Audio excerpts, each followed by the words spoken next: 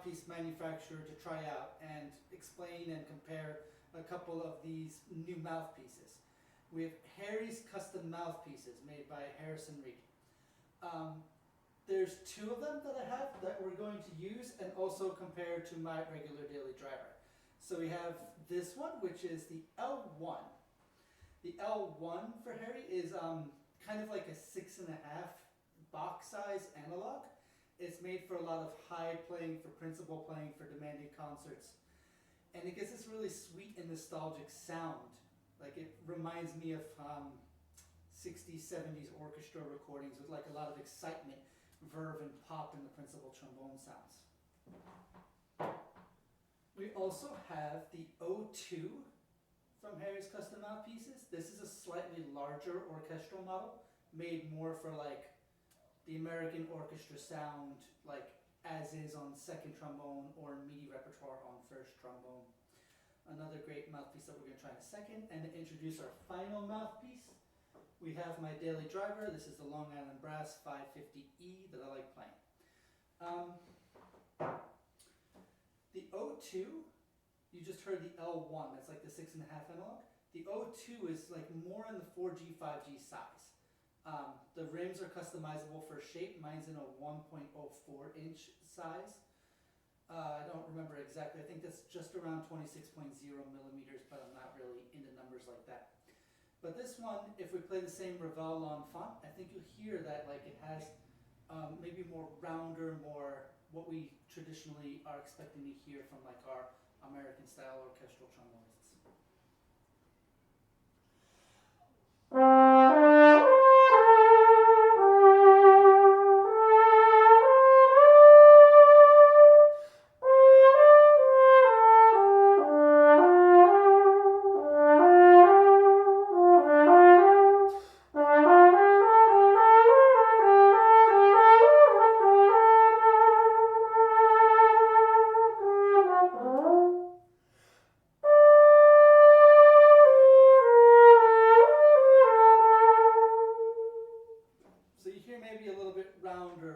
Sound to it, and we'll compare it more in a second.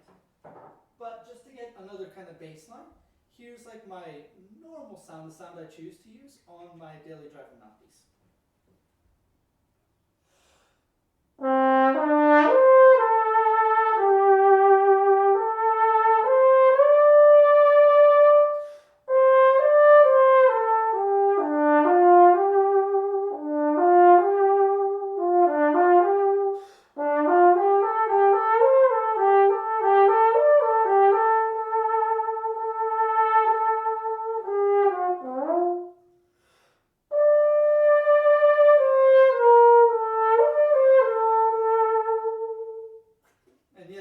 Slow down that second part just a little bit. It's just my own personal style with it.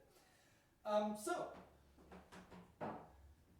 the main differences I hear and that I feel from my normal mouthpiece, the Long Island Brass, and the Harry's Custom Mouthpieces is that the Harry's mouthpieces have a directness to them and kind of a brilliance and projection of sound that is quite nice for modern orchestral playing.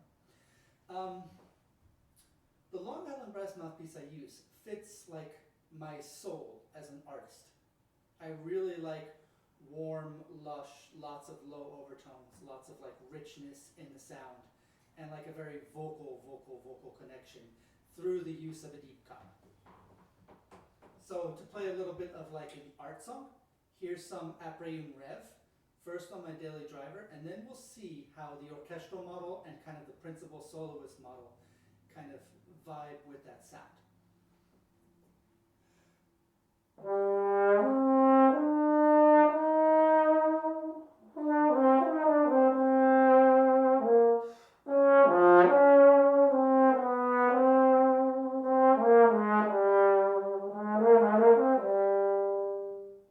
Yeah, except for that one connection. You know, sometimes switching mouthpieces, this happens. Let's try that again.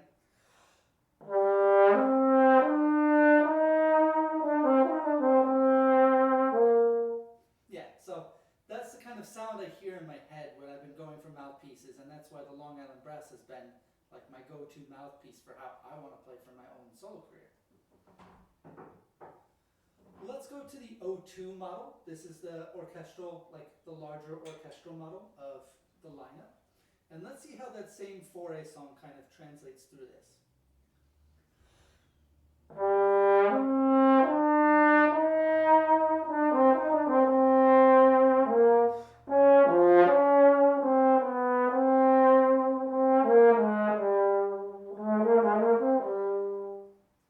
So what I noticed right away is that the front of the articulation kind of pops out to me.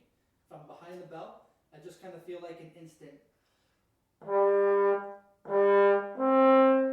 Like it just feels very in that traditional classical orchestral role.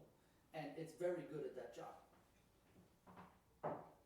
Let's try that little same snippet of Appian riff on the L1 mouthpiece.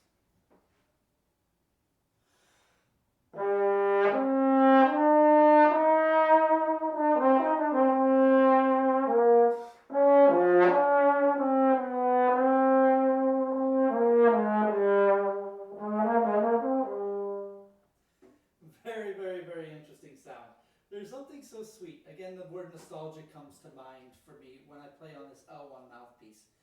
Just reminds me of like those very early, like the first few years of Ian Bousfield playing Principal, or Glenn Dodson back in the day, or Ralph Sauer in LA. Those sounds come to mind immediately when I start playing on this mouthpiece. Let's give it kind of let's do some comparisons in different registers and see what happens. I have kind of like my octave rips that I do that people like to watch. So let's see what it's like when we go from the low register to the high register and then the extreme high register. Do it first on my Long Island Brass, my daily driver.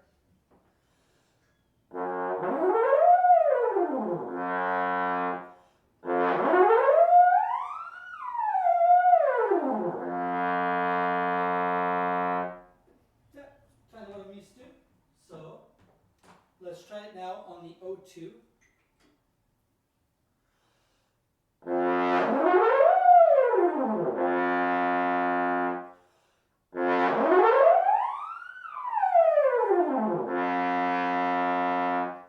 Strong, very strong mouthpiece. What I feel like on the positive side is it just feels like it locks straight in and it wants to slot rather well, which is great for orchestral playing because you want that reliability of slot to slot to sound the same way every single time. Slightly different in my solo and chamber career. I kind of want to leave some room for the unexpected. I want to leave some room for that inspiration of what just happened there. Oh, let's go with it. But in the orchestra world, since you're part of a community that's relying on you, you want to make sure you sound the same every time. And this mouthpiece has that quality to it. When I'm kind of going back down through the partials, I notice maybe a little bit more sibilance in the sound. But it's hard to tell from behind the bell.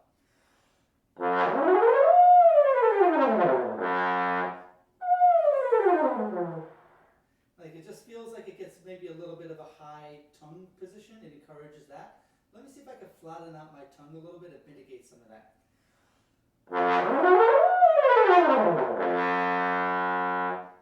It still has a little bit of brightness to it. I'm just going to try that same thing on my Long Island Brass mouthpiece again to see if that distance is in my head or within my perception.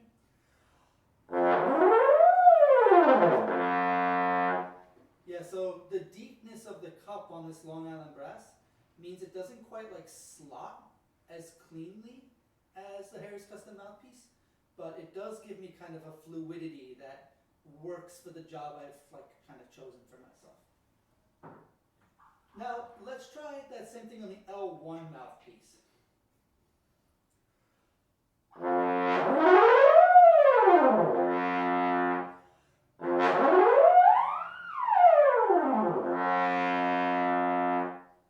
Very, very, very different sound to my ears. It is, again, it's in that more compact, more old school Principal sound. Like trying this on an old Con, or like, like a Con 8H or like an Elkhart 88H might be the move. That would be a very interesting sound. I'm going to try that one more time and just keep paying attention to what's happening.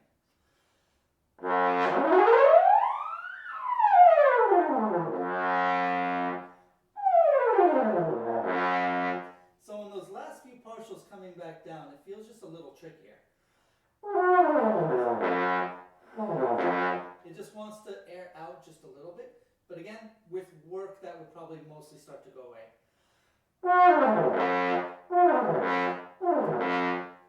And it does have a really nice landing spot. Like that sound on a mouthpiece that's in the 6.5 range on the low notes is pretty impressive.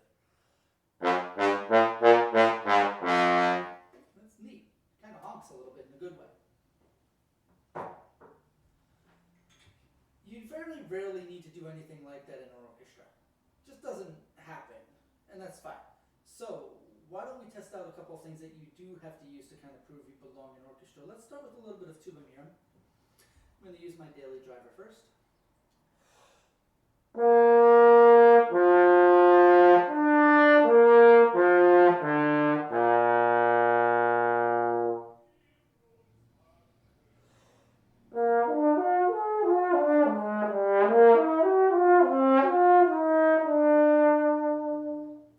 You might have heard my chambermate Ty from Low Bang singing in the background. If you have headphones on, he's a wonderful singer. I would love to do that with him one day. Let's try the same thing now on the O2 mouthpiece.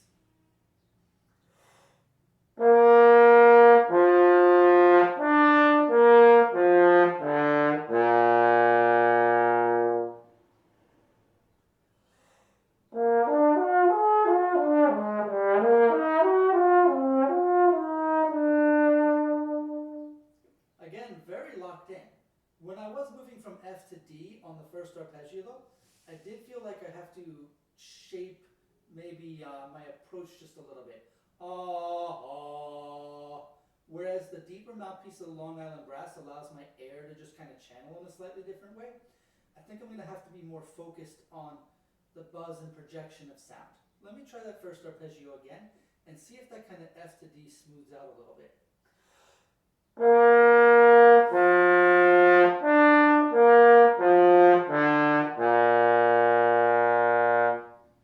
Yeah, so when you're testing equipment, it's worth seeing if you can make an adjustment depending on what you hear. Like if I just played this for 30 seconds and put it back down and said, well, that wasn't great. That's not, you always have to develop a relationship with your equipment and with your mouthpieces. Just by hearing that little difference and asking myself if I could smooth it out, which I hope came across on the video, you can really start to figure out what the mouthpieces do for themselves. Like, not just what a surface impression is. Let's try that same thing on the L1 and see what this lightest of the mouthpieces does to the sound.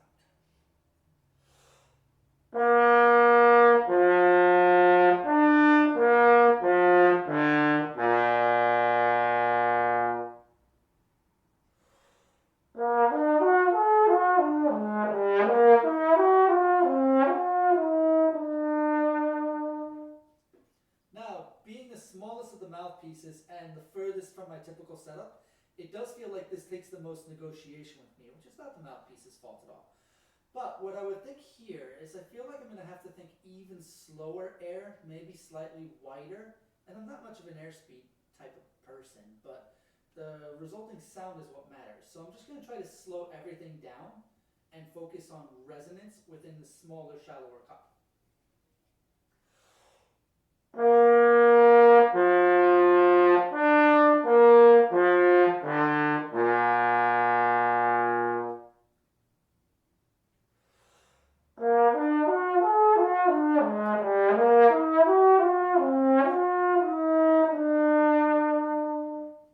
Yeah, that definitely does something to the sound.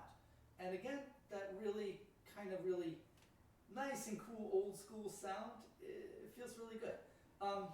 Another thing it reminds me of is those old Chicago Symphony trombone section when they're playing that concert they did in Japan with like the trios and the quartets.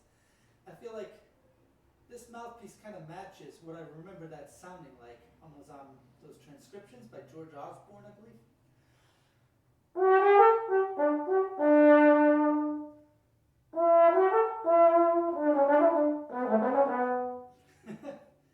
It's kind of hard to summon that from memory, but it's something like that. And it kind of has that nice, soft, lilting characteristic that still sounds like a trombone.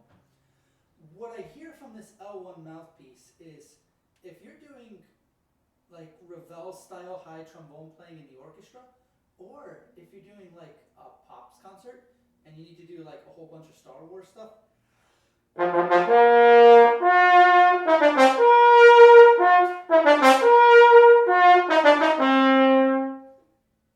this is a really nice option for that because that felt effortless at that dynamic. If I do the same thing on the O2, kind of the Star Wars sound,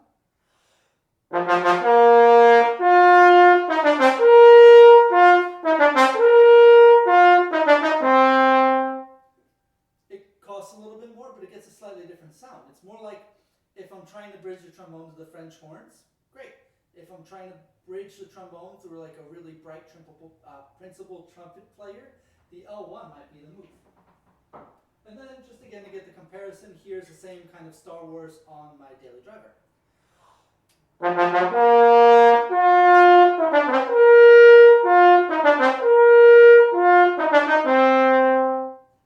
again, 3 different tools for 3 different jobs.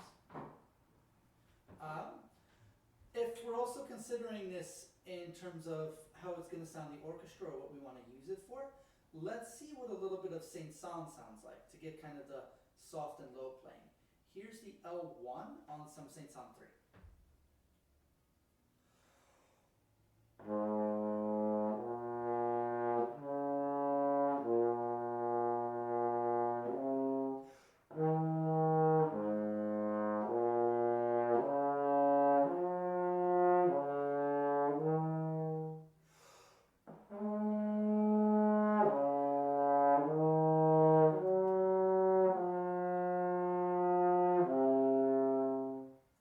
Again, the softer I get with this, the more I notice the characteristics of a small like mouthpiece starting to come out.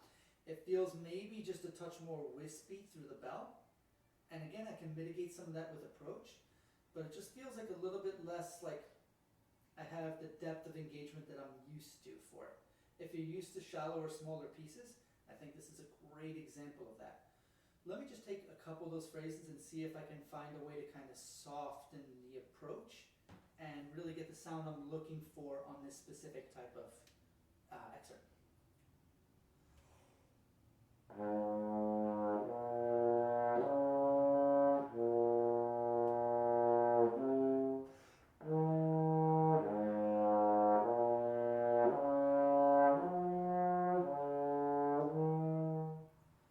Yeah, if I try to open up and lower everything like a lot more, it feels like it gets closer to the sound. But again, that's from behind the bell. Maybe I'm actually overextending to try to create that sound naturally. So let's step up in size a little bit and see how the O2 reacts in the same register.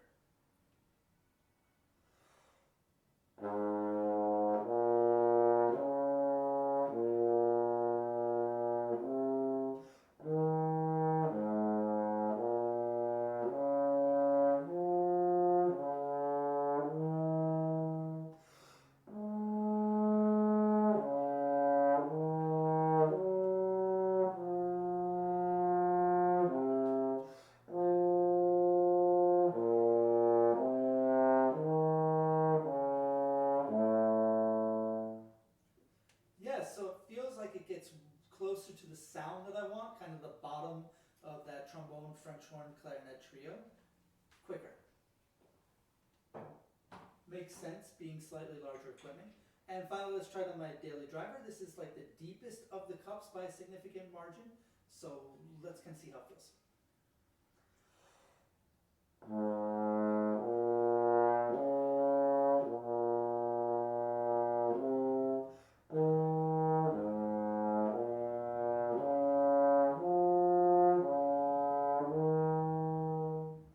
Yeah, again, I am really adapted for deep cups, and it lets me get the transitions in a way that make me most personally happy. Although I have a sneaky suspicion that a lot of people are going to like these 2 mouthpieces over recording better than what I'm used to for these instances. So, some other things that I noticed, this is the L1, and this significantly smaller in the rim and the shape. And you can see on the O2 as well, there's just not as much like rim room as the Long Island brass. However, the slope of the rims on both is very, very, very similar. If you found yourself liking Long Island brass mouthpieces for their comfort, which I love mine for the comfort so much, you're really gonna like these Harry's custom mouthpieces. I believe I have the half rounded edges, and he can make them sharper or even more rounded by request. Harrison Reed, who makes them, has watched a lot of my videos and paid attention to what I play, so he sent me these two mouthpieces as examples of what he thought I would really enjoy. He was not wrong. I really do enjoy playing them. But they do give you that comfort on the face. There's nothing really sharp or biting, but you do get a very clear articulation on them. Just for fun, I like to try out my mouthpieces also on some of the more like virtuoso material that I use, especially the triple tonguing from Fraches. So, let's do that. Now,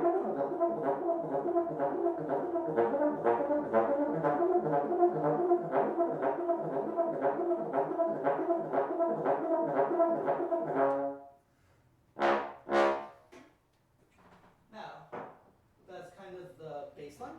Let's go to the O2, try out that same little snippet.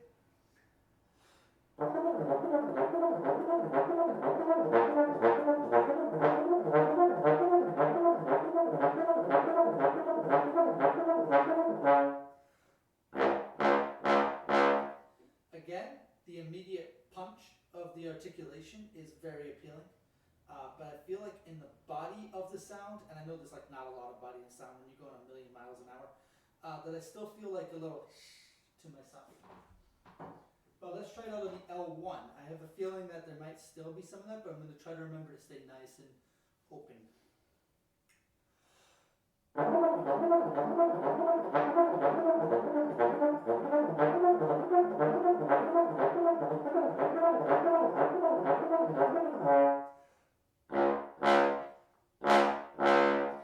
Yeah, so I do feel like a little bit more like one aspect of the playing is easier, but getting to the sound that I want feels a little trickier on the L1.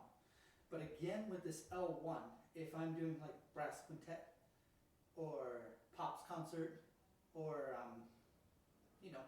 Ravel, Debussy, that type of repertoire, this type of like really beautiful pingy approach.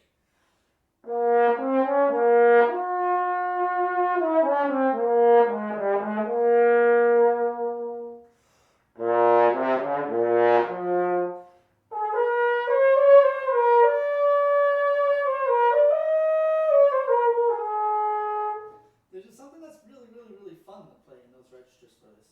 And also that.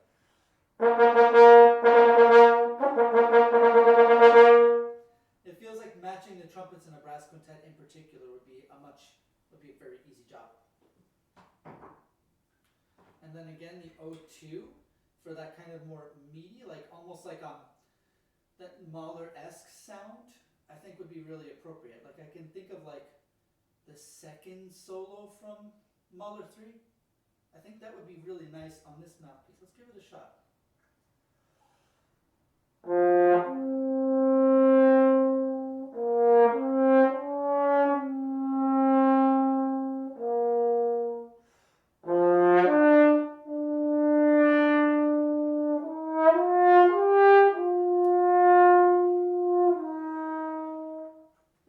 Yeah, I mean, with a little bit of adaptation time to that, this would be a very, very, very good orchestral mouthpiece for me.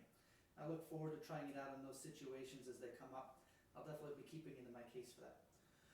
All right, so that's a little overview of these mouthpieces. We have the O2, which is just great for orchestral style playing. It has a really good shape to it. It has a really good punch. It just kind of fits in what I expect orchestral trombone to sound like. And we have the L1, which is when you have the job and you're looking to craft your sound, or when you want to play like a commercial set or like a brass quintet set and you need just a little bit more like power and projection to keep up with the trumpets, or like, heaven forbid, you have to play like a large bore horn in a salsa orchestra or something like that and play like a lot of like, really punchy, powerful music. This is a great option for that. Good tools for a good purpose. It's happy to have like another cool manufacturer out there. and I highly encourage you to check out Aries Custom Mouthpieces and give them a look. Alright, thanks for your time.